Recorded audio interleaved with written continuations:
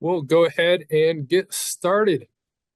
Warm greetings to everyone. My name is Brooks Barrett. I'm the Environmental Justice Minister for the United Church of Christ. We are delighted to have you for our third UCC Climate Action Assembly of this year.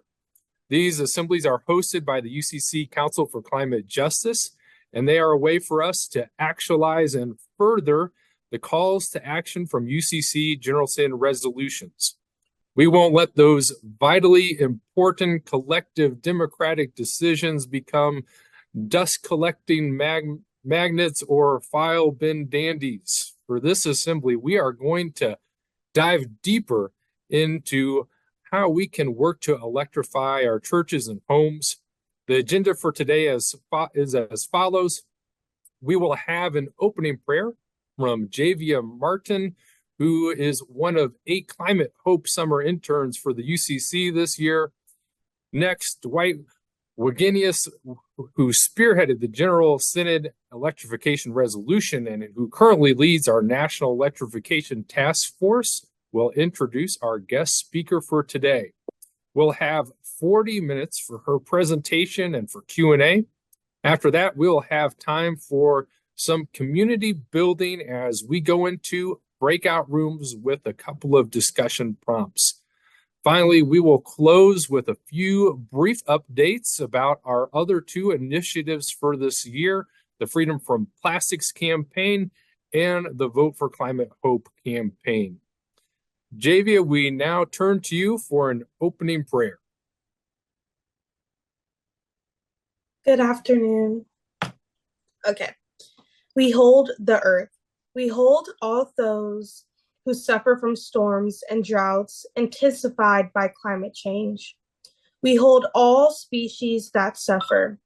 We hold world leaders delegated to make decisions for life.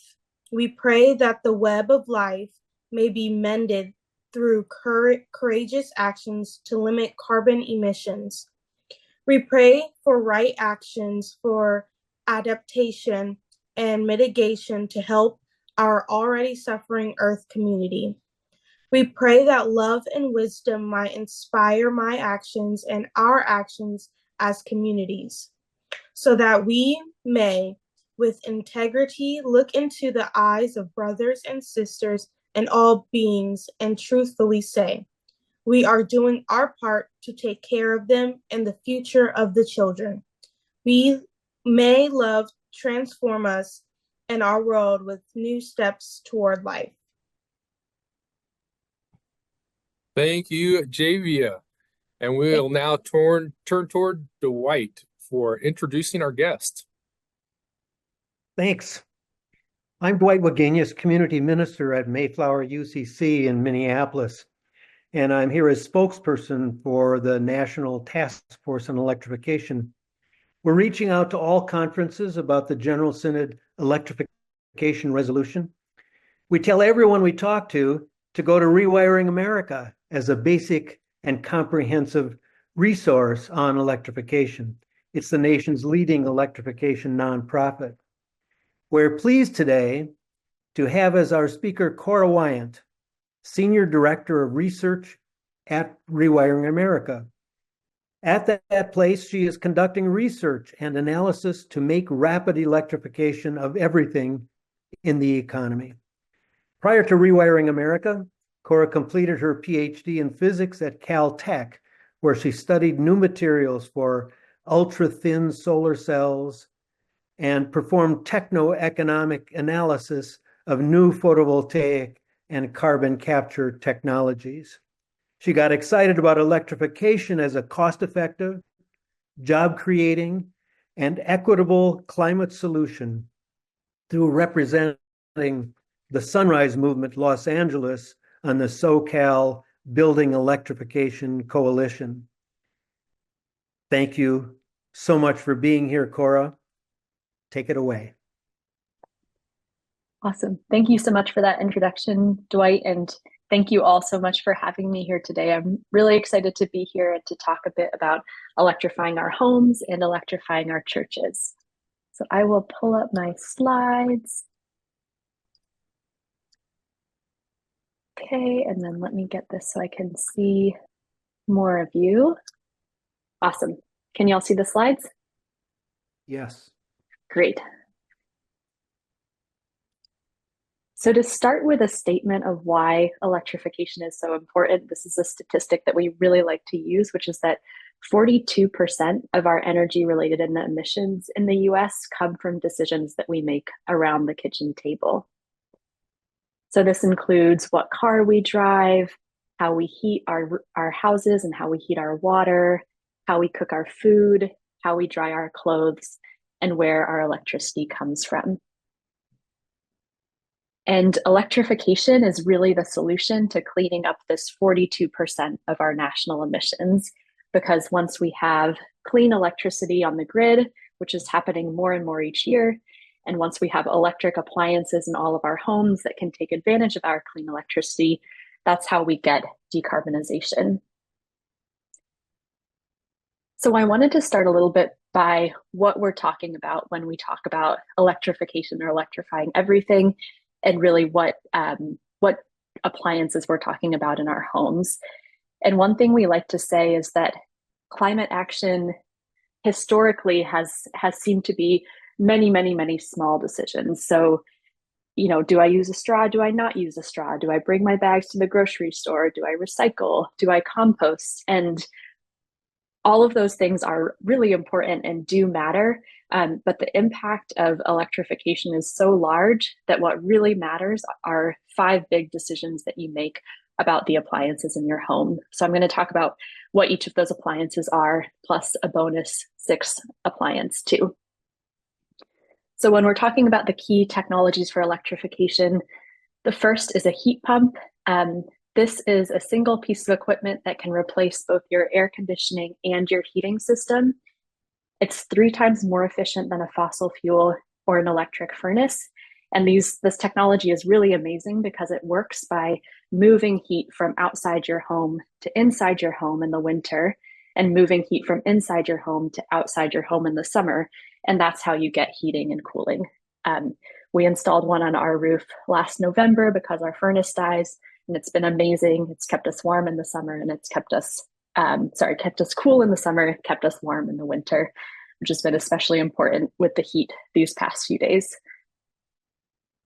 The next key technology here is a heat pump water heater. So this uses the exact same heat pump technology, which works by moving heat rather than creating it.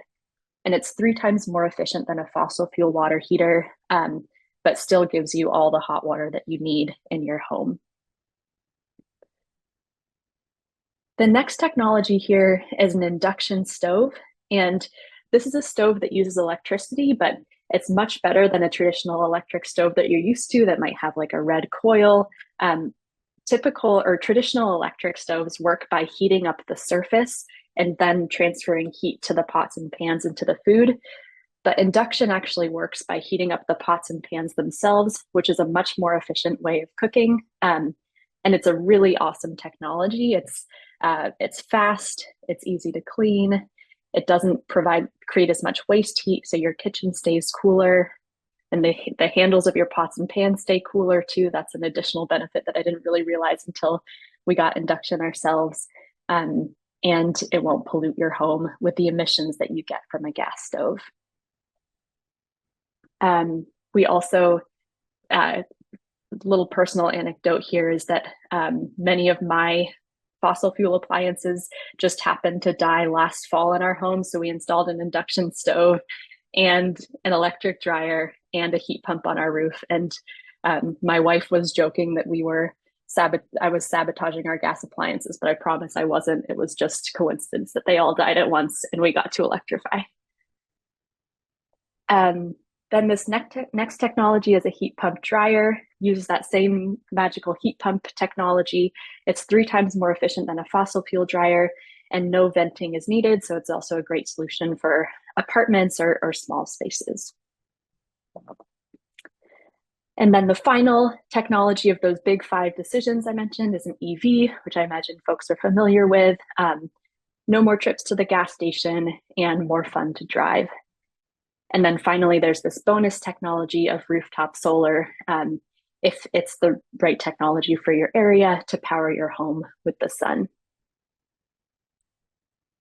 So next, I want to talk a little bit about the benefits of electrification. And I know this is the Climate Assembly, so the climate benefits are really important, but for getting everyone in the country on board with going electric, all of the other benefits, like the health benefits, the fact that these technologies just work better, and the bill savings that you see are also really important ways to convince people to go electric. So the average household could save about $1,700 a year on their energy bills if they electrified their home and their driving. So that's a significant amount of money that can go back to what a family needs, whether that's food, whether that's rent, or making the mortgage payments. And I'll talk about the benefits of each of those technologies I mentioned. So a heat pump on average across the US saves about $400 a year, and it reduces emissions by about 3 tons. But for certain types of home heating, like if you're currently heating your home with electric furnaces or electric resistance baseboards or propane or fuel oil, the savings can be much, much greater from a heat pump, and many homes can save over $1,000 a year. Heat pump water heaters give you an annual savings of about $140 on your energy bills and an annual emissions reduction of about 0.5 tons. Induction ranges, the main benefit here isn't really financial or emissions reductions, because cooking is such a small part of our overall home energy use. But a huge benefit of induction ranges, besides the fact that they're just a delight to use, is healthier indoor air, because studies have shown that gas stoves can increase the risk of childhood asthma by 42%. Next up here is a heat pump dryer. And again, some moderate bill savings and emissions reductions, but really the benefit is once you've electrified all of your appliances at once, that's what allows you to stop paying the gas bill altogether, disconnect from the gas grid. And sometimes folks' gas bills can have a pretty high fixed cost that you pay just to stay connected to the gas grid. So there is really a benefit to doing all 4 of these technologies together to get fully off of gas. And then EVs, big bill savers. You can save over $1,000 by not filling up at the pump and instead charging your EV at home, and emissions reductions of about 5 tons. So similar to a heat pump. And then solar, again, big financial savings. And then emissions reductions depend a bit on where you live and how clean the grid is already. But given our projections for what the national grid will do over the next 15 or 20 years, we calculate that you can save about 1.5 tons by going solar. Awesome. So Rewiring America as a whole is really focused on homes and really focused on household electrification, but I did want to talk a little bit about electrifying church buildings too, and some of the things that might be available to make that easier in terms of incentives. So I thought these were some interesting stats on how places of worship across the US generally heat their buildings. The most common way to heat is called a natural gas packaged unit. So this is similar to a gas furnace, but it basically sits typically on the roof of the building. And if you're passing a commercial building and you see kind of like a boxy thing on the roof, that's typically a packaged unit for heating, and it has heating and cooling all in one. And the fact that this is the most common way of heating places of worship is actually pretty promising, because natural gas packaged units have a really pretty simple one-to-one swap for a packaged heat pump. So there are a lot of different technologies for heating, like larger or commercial or non-residential buildings, but these packaged units are actually some of the easiest ones to electrify because there is that one-to-one swap. And then the second most common way of heating places of worship is actually an electric heat pump already, which is awesome. And then propane furnaces are actually pretty high up there too. And that would be, if your church has a propane furnace, that would be there'd be a really clear benefit from electrification, because the bill savings from switching from propane to electric can be so large. And then I wanted to talk a little bit about what some like federal incentives might be that are available to help churches go electric or go solar.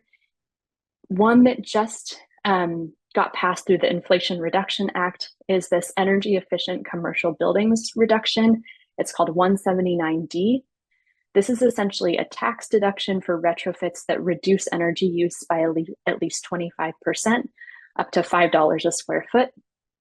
And so a heat pump, because it is such inefficient technology, would give you the significant energy usage reductions that you would need to get this tax credit. And a big benefit here is that you don't have to, churches as nonprofits typically, I think that's right? You typically won't owe any taxes, but the benefit of this 179D tax deduction is that it can actually be transferred from a non-taxable entity to whoever does the building or designing of the building itself. So you can get that benefit by transferring that tax credit to whoever does the retrofit. And here are the deduction amounts here. So if you're able to hire a contractor who pays their workers prevailing wage, you can get higher deductions per square foot. And basically it goes from a 25% energy deduction where you get $2.50 a square foot to a 50% energy reduction where you get $5 a square foot. So that's where that $5 a square foot maximum deduction comes from. So as far as I know, this would be kind of like the main incentive available to churches who are looking to go electric in their buildings.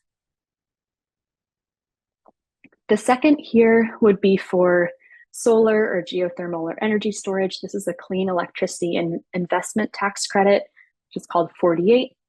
And the Inflation Reduction Act, I believe, made this change that even, again, folks who don't owe taxes, non-taxable entities, can claim this credit directly as a payment called direct pay, rather than having to owe taxes and basically give that up if you don't owe anything. So you can get this 30% tax credit back as a direct payment as a nonprofit entity.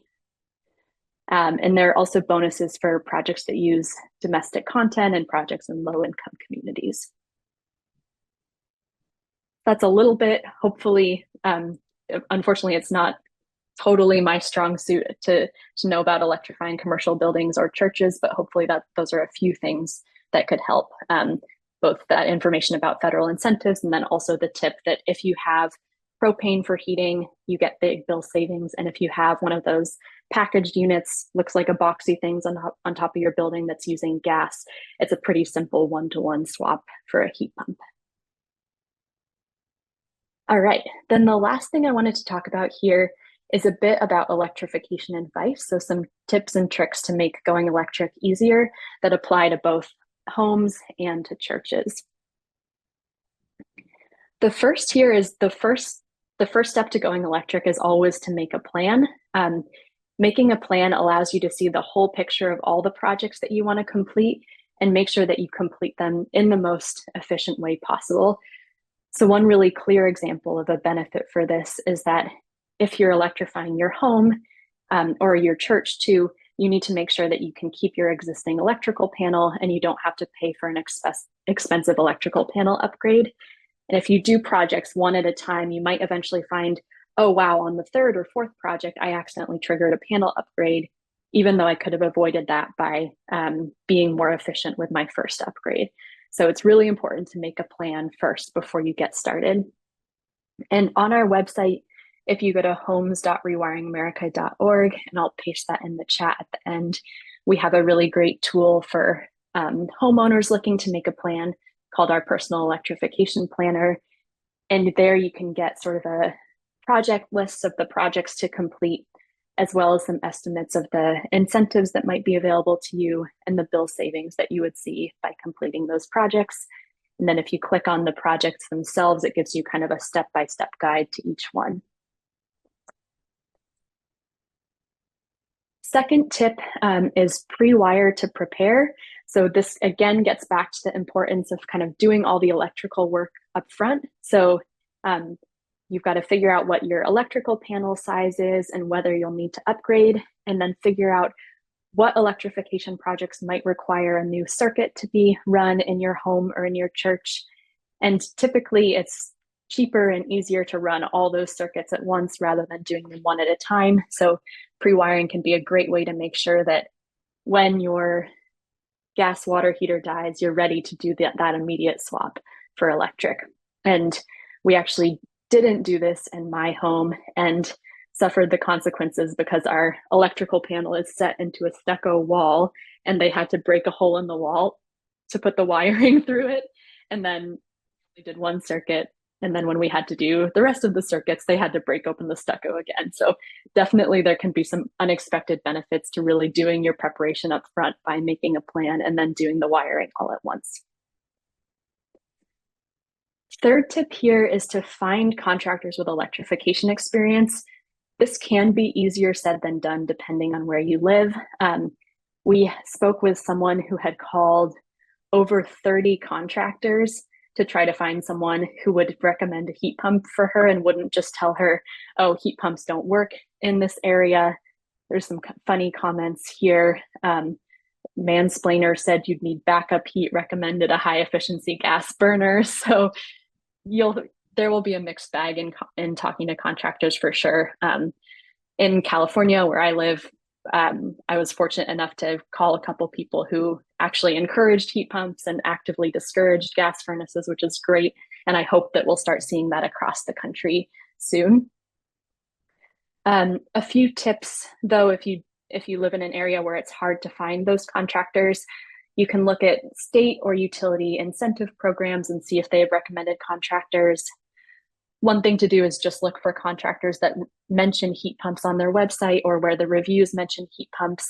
And then finally, you could reach out to heat pump manufacturers to ask them about local installers that they recommend. All right, tip number 4 is get the right size heat pump for your home or for your church. So the thing to ask your contractor to do to make sure this happens is to do a manual J, and that's just a calculation to make sure that your heat pump is sized correctly. If you live in a cold climate, I definitely recommend getting a cold climate heat pump that works down to below 0 degrees Fahrenheit and install electric resistance backup for the coldest days. Final tip, tip number 5, is to really lead with the benefits when talking to friends and family. One thing that we like to say a lot is electric is better. It's really true. Often people just don't know how amazing these technologies are, how fun EVs are to drive, that you really don't have to worry about range anxiety anymore because most of them can go over 300 miles on a charge. People don't know how amazing induction stoves are and that they're just not the same as traditional electric resistance stoves. So this is a video I took of when we first got our induction stove just to show kind of like how precise that temperature control is and how fast it responds. And I posted this on my Instagram and had a lot of people say like, oh, wow, I had no idea induction could do this. And had a lot of people who were like, okay, I was actually just talking to a couple friends yesterday who were like, I'm sold on induction because I saw that video of how quickly the water temperature changes. So that's really something that we like to do when talking to other people about electrification is, yes, the climate benefits are there, but really these are just better technologies are all around. So we lead with the benefits. So I'll play this fun video of induction.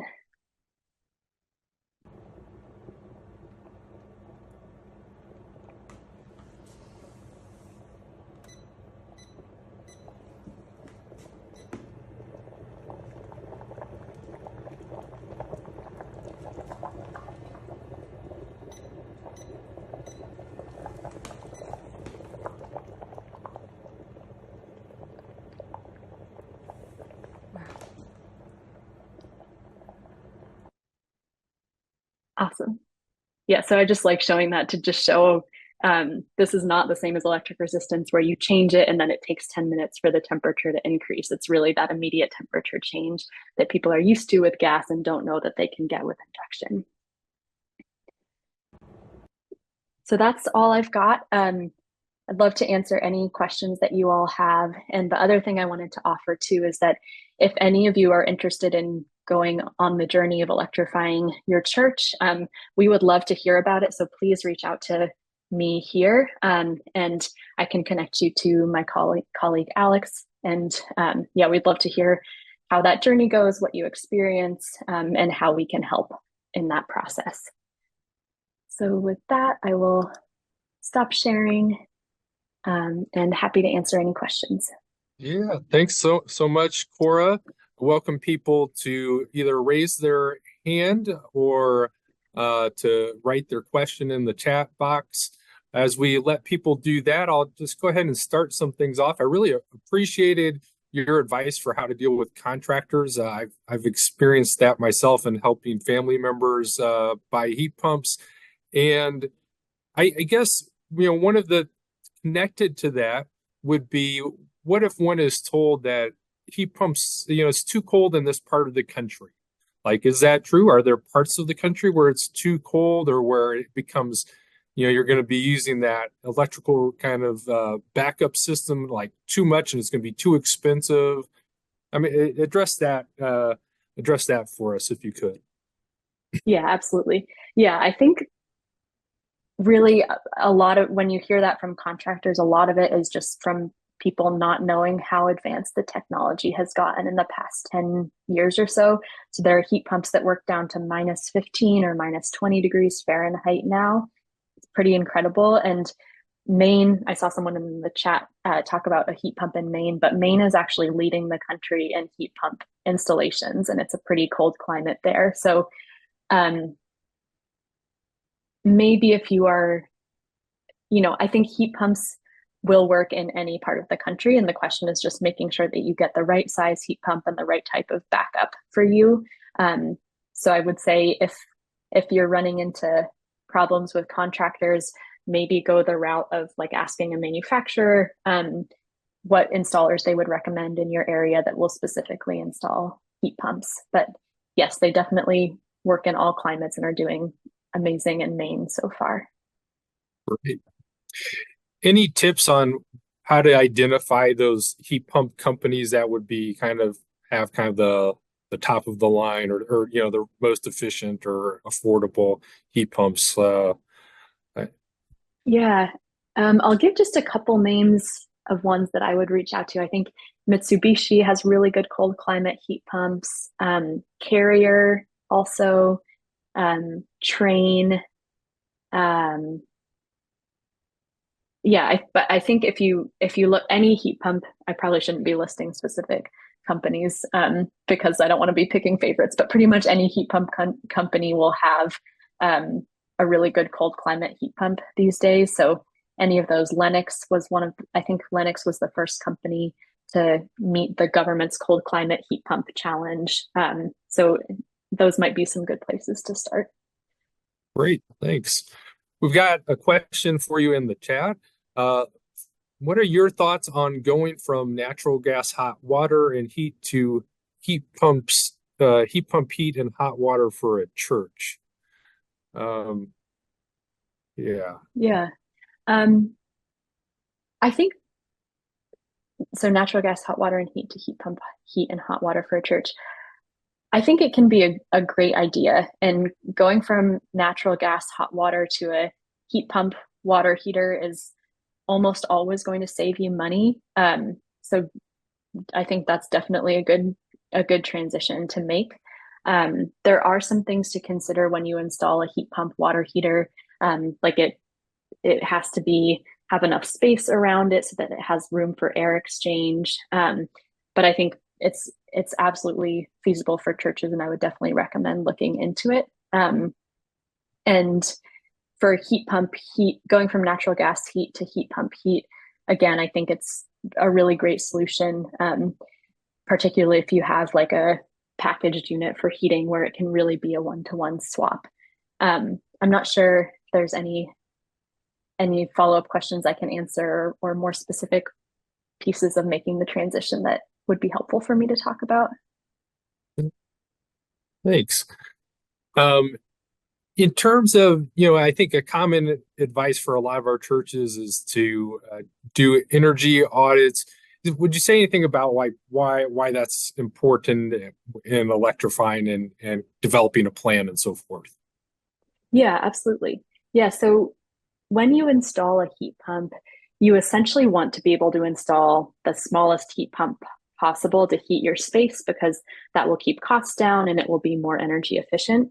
So by doing an energy audit and doing any air sealing or insulation that needs to happen first, what you're doing is you're essentially reducing the size of a heat pump that you need to install, which can reduce costs, both to run the heat pump and costs to install the heat pump.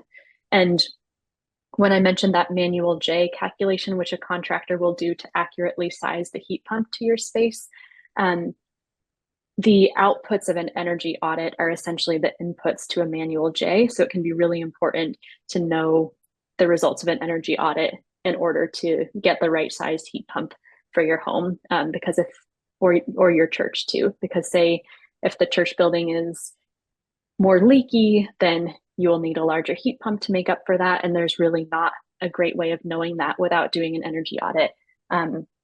And typically what they'll do as part of an energy audit is what's called a blower door test, where they essentially put this kind of machine in the door of your home or your church, and they pressurize the air inside your home, and then they see how long it takes for air to essentially leak out.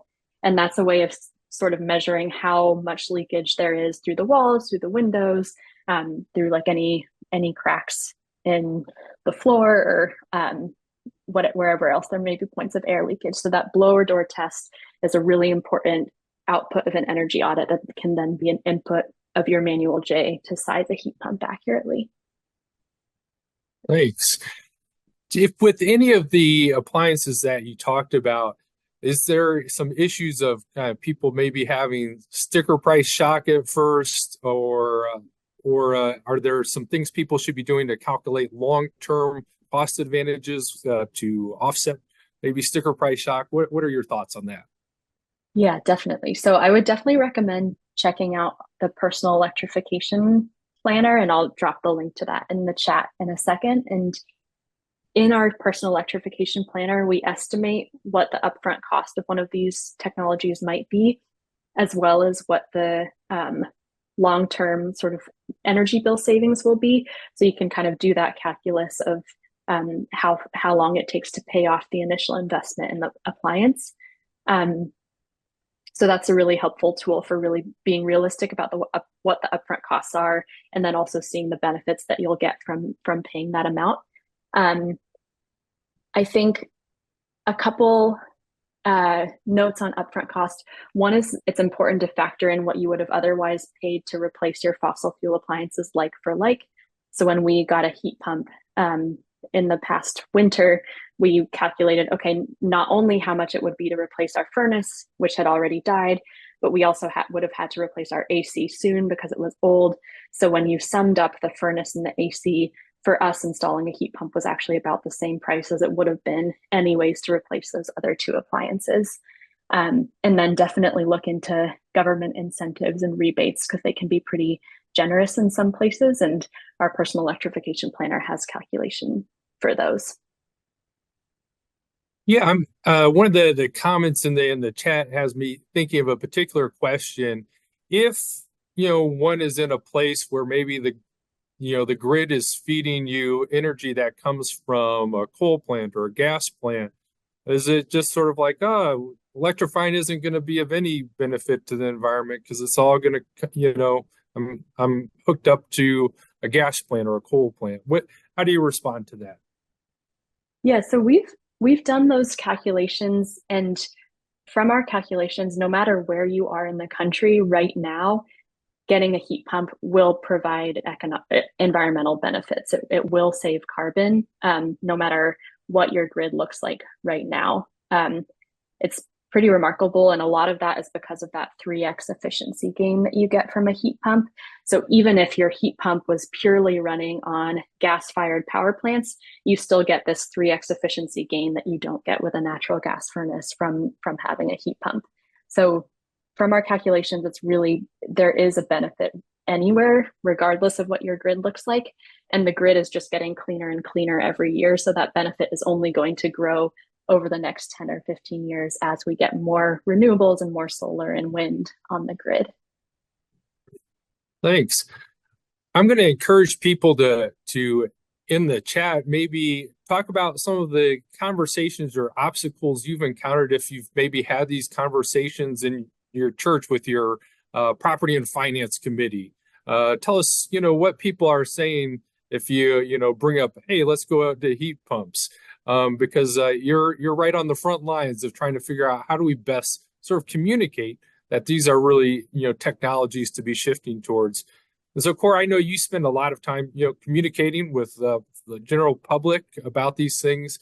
Are there communication tips that you'd have for us as we're on our property finance committee and we're trying to convince the other members of the committee that we want to go with a heat pump? Are there things that cases to be made that you found particularly persuasive or effective? What would you recommend to people in that situation? Oh, that's a good question. I think I touched on it briefly in the presentation, but when talking to just the general public, we really like to we often lead with the benefits that aren't necessarily about climate, like just the benefits of, a heat pump is more efficient technology. It has the potential for bill savings. It'll keep your home at a more comfy and consistent temperature, and then talk about the environmental benefits after that. So I think that's a general public communication advice, is just really talking about like how great these technologies are. I think being on the property finance committee is a bit different, like your audience is a little bit different. So I'm trying to think about specific advice for that. I think one thing to point to is really to think about the long-term effects of a decision to go electric today, because there is a risk that as people do go electric, which we hope happens quickly, that people will be leaving the gas grid, and the cost to keep using gas will go up kind of precipitously if people start exiting the gas grid and you have to pay for the same amount of infrastructure to serve fewer customers. This is like a concept called the utility death spiral. And I think, so one case to make in those sort of property finance committee settings is think not only about what the economics look like today, but think about what they might look like in 15 years, when we know that there are all these climate goals across states and then across the federal government that are causing us to switch off the gas system slowly, and will cause it to be more expensive to be connected to the gas system. And really, when you install a technology in a building, you're making a choice that locks you into that decision for the next 15 or 20 years. Great.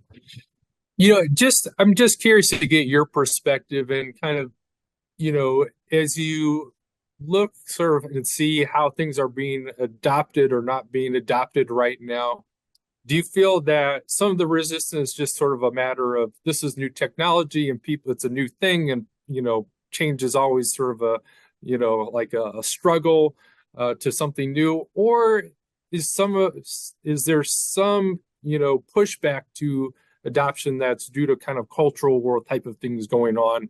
I was most kind of familiar with the induction stoves maybe, but I'm not sure what else is being said out there about other types of appliances. But I mean, what's your sense of kind of, what are the challenges out there for adoption?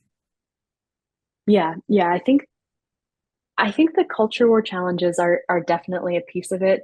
I've really only seen that with gas stoves. I haven't seen that as much with heat pumps. And I think part of the reason for that is that heat pumps are already incredibly common in parts of the country, especially in the Southeast. So people are familiar with them. They know they're not a foreign technology. A lot of folks have them in their homes. So, but in terms of the gas stove pushback, I think that's part of why we try to lean really heavily on just like the benefits of induction. And I think when you cook with induction, or when you see someone else cook with induction, it really sells itself. And we're not trying to get people to go backwards to like an older inferior technology to a gas stove. We're asking people to go forwards to something that they're going to be much happier with than they were with their gas stove. So that's how we address that, is really by that leading with the benefits. And then I think in terms of other barriers to adoption,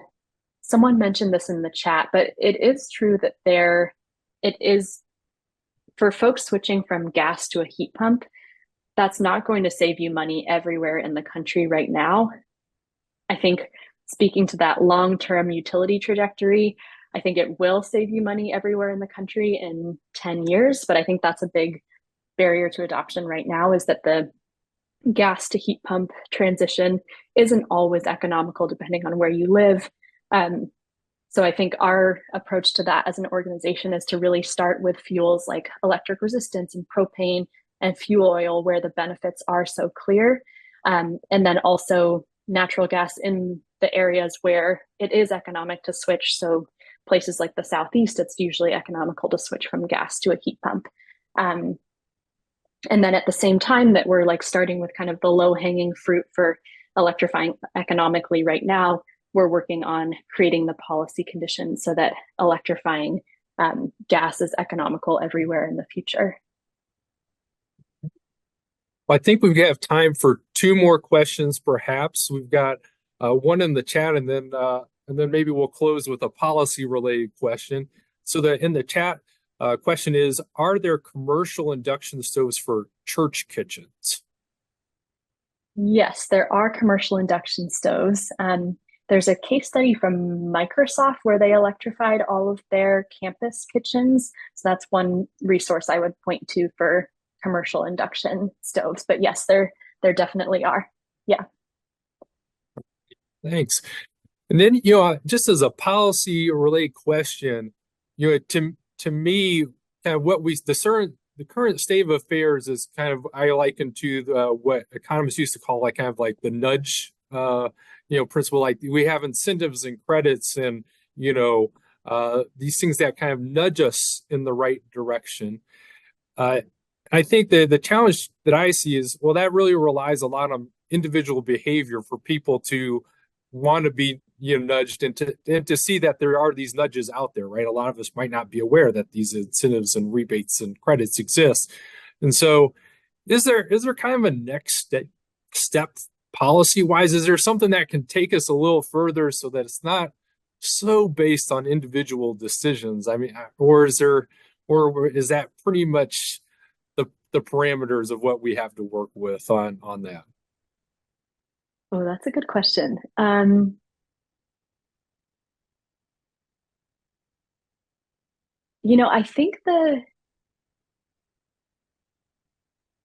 think the key is getting to a point where it's the obvious decision for everyone to make to replace their current system with a heat pump. And I think the pieces of that are like everyone else is doing it, and it makes sense for me from a cost perspective. So I think the way we have a report on our website called the Pace of Progress report that looks at the way that technology adoption has happened in the past. So adoption of things like cell phones or refrigerators. And there's essentially this S curve of adoption where you start out slowly and you have the early adopters, and then adoption accelerates as it becomes more commonplace and the market transforms as a whole. And I think we're still in sort of the bottom part of that S curve for a lot of electrification technologies. And I think each nudge is important to like move us along the bottom part of the S curve.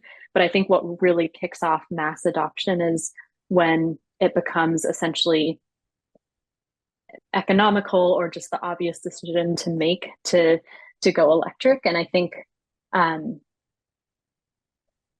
in order to do that, what we need is enough of these like nudge actions to add up so that there are a large number of contractors competing with each other in each area and prices come down, and so that everyone's comfortable with heat pumps, so they're not sort of overcharging because of this like discomfort or I don't know what's going to happen factor. So I think it's about kind of like building the momentum so that we can eventually sort of bring that price down. And yeah, I think there are other policy levers aside from rebates and incentives that we can look into. Some states have said some cities have said that all new construction must be electric, and that's really good because then you just avoid putting in any gas infrastructure at all into any new buildings. And then there's also some interesting policies around making sure that any AC that's installed is actually a heat pump, because an AC and a heat pump are exactly the same technology. A heat pump just has something called a reversing valve, where it can switch the direction of the heat flow. So that's another interesting policy solution that's like a little bit less of a nudge and more of a market transformation initiative that would basically require any AC that's sold to be a heat pump. Right. Was it in Ithaca or Rochester, one of those New York cities where they have one of those, that local legislation that requires that transition, I believe? But yeah, great. Well, I think, to put it in a positive frame, I think, it sounds like with the accumulation of enough nudges, we reach a tipping point where the fossil fuel powered appliances become obsolete. And so I think that's we're on our way.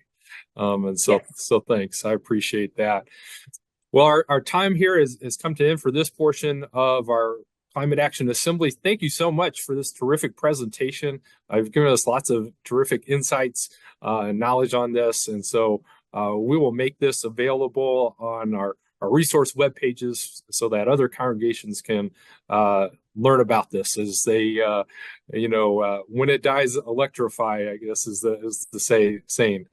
So when they reach that point, they'll be able to come here and be like, yes, this is what we need to do next. So we really appreciate your being with us today.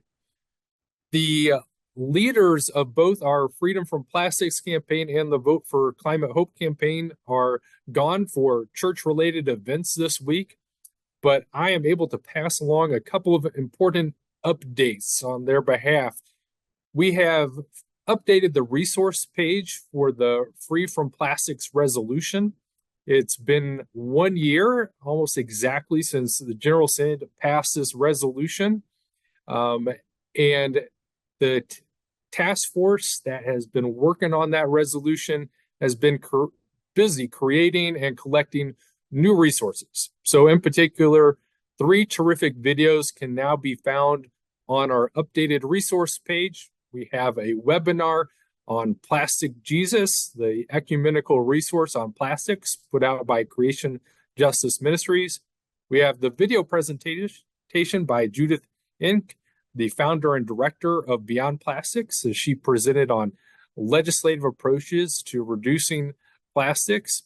And then we have our Earth Summit panel featuring grassroots environmental justice leaders who are in a David and Goliath struggle against Formosa Plastics, one of the world's largest plastics companies. So you can find a link to that updated plastics page, which can direct you to those resources. Then last week, we launched the voter pledge drive called Vote for Climate Hope. Congregations can now register to order pledge cards to collect in worship and broader community at farmers markets, outdoor music concerts, and the like.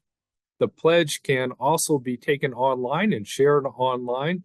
To help further this campaign, we've got 8 interns in different parts of the country: Michigan, Florida, Ohio, Pennsylvania, New Jersey, California, lots of different places. They are visiting churches in their respective locales, but even if your church is not near one of our interns, you can still invite them to give a Zoom presentation to members of your church about the Vote for Climate Hope campaign. Send me an email if you'd like to be paired with one of our interns who can come in and speak with you all. In the chat, I've also shared links for registering your congregation to collect voter pledge cards and to take the voter pledge yourself. We'll be back again on September 4th with our next Climate Action Assembly. You can register now to join us for that. With that, May each of you find your lives infused by the Spirit in making climate justice present in your church and the broader community. Blessings to each of you.